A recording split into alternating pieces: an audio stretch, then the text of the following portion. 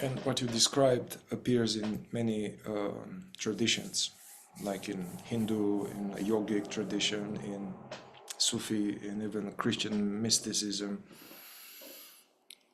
Yeah, there's this, use this tool of, in order to combat the monkey mind, this strong tendency, especially for a long time, this tendency is very strong to, the mind is churning on thoughts. And then for most people, it's impossible to now drop into presence and then the mind is quiet. It's not possible. Also, that's not the idea for the mind to be empty. It's not possible also to not have thoughts, because thoughts are natural. There's apparently with every breath, there's some neurons firing and they fire a thought. The idea with this awareness practice is to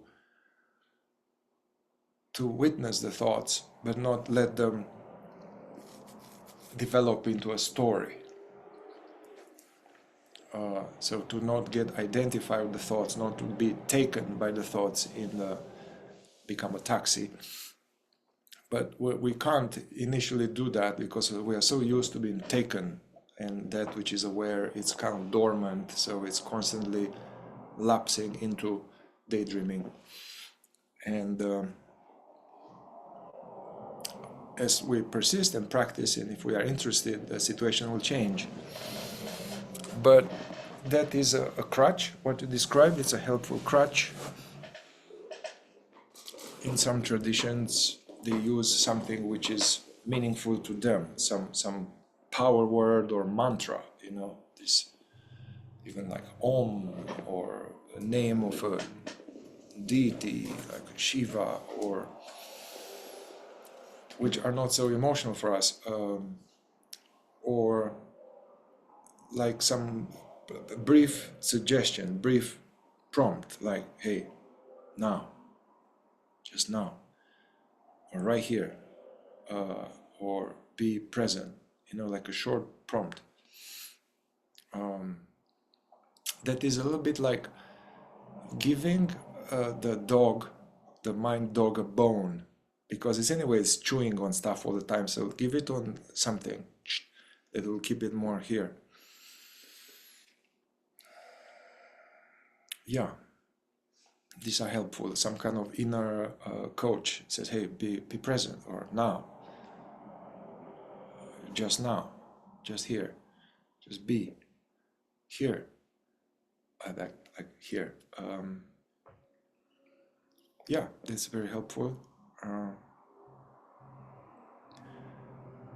This bringing attention on something is also does the same thing.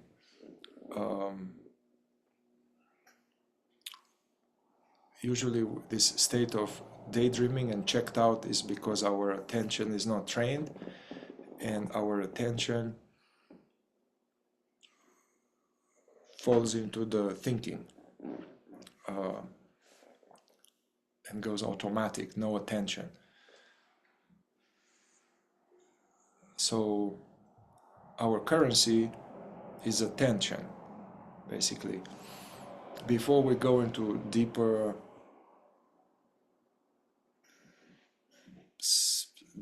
stuff, we have attention, yeah, and that is weak. so meditation, or this practice, begins with training attention, and so putting attention. So instead of going into past or future, it's just like a cat hearing. That's an anchor. It's a portal into the now. Something that's real rather than all these thoughts. It's what's here. Another portal into now, very common for many traditions, not just Buddhist or Hindu, but also Christian mysticism, the breath. So you put the attention on the breath and stay with the breath for the inhale and exhale, because the breath is something steady, and so that does kind of the same thing. but it's okay to use this word mantra or prompt. Just as you said, it's not about contemplating on that word, and what's the most important when that thing says now, to stay aware now.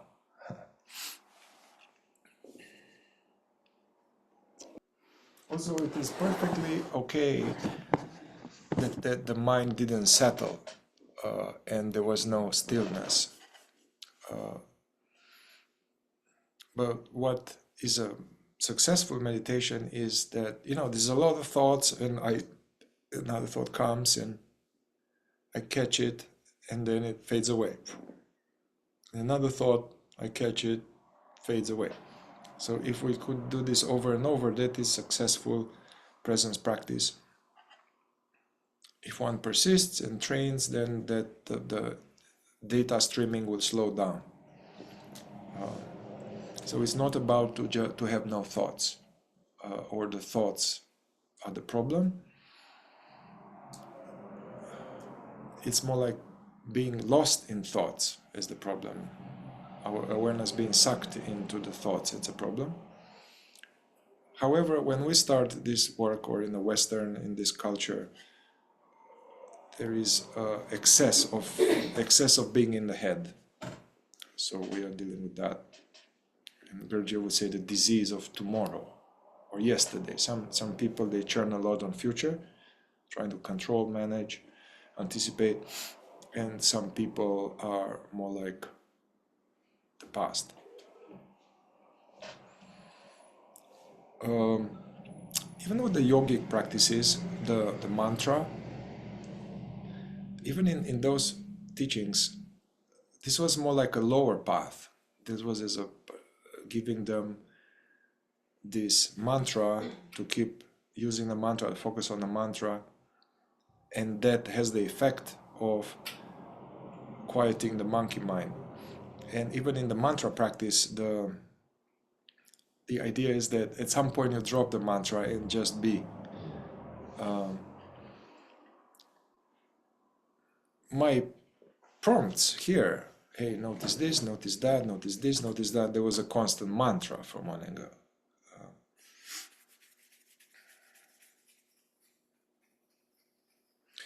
I prefer without the mantra because it's more sustainable for everyday life. Because this, like a 20-minute meditation practice in this way, it's highly recommended.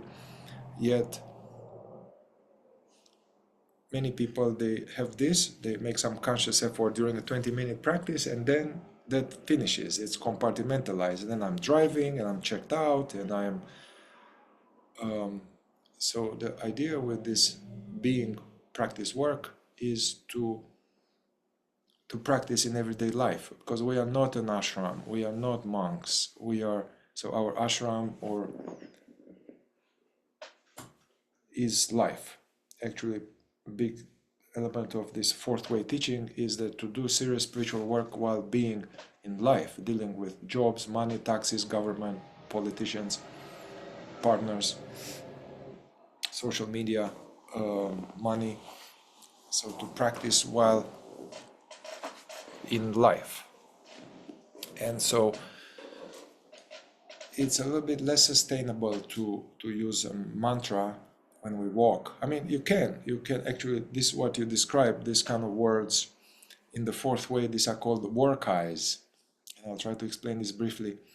In the fourth way, they say that, and the fourth way is a little bit similar to some of you are therapeutically trained parts work. The idea is that both in parts work as well as in the fourth way teachings and many other esoteric teaching is that it's not just one I, me. It's actually there are all of these many impulses, different thoughts, different feelings, different parts of ourselves, that they are like when Jesus said, we are multitude, you are multitude. That was not for people that are possessed. This is for all of us. We are multitudes. Walt Whitman said, multitude. So there are all of these parts. like a desire and a fear and wanting this and disliking this and a judgment and the like, and each one of them comes as an impulse. Bloop. And we identify with it, like, I like this, I don't like this, I this, I that. These are, every thought becomes an I, and consciousness or the awareness gets sucked into each one of them. But they're all very different from each other. They are fighting with each other. They don't know each other. And work eyes are these short prompts which are inviting to be more aware. So these are like the inner coach, in a teacher. It's like, hey man, wake up. Hey, be here now. Just drop it. So these are work eyes because they are reminding us to do the work. Those are good.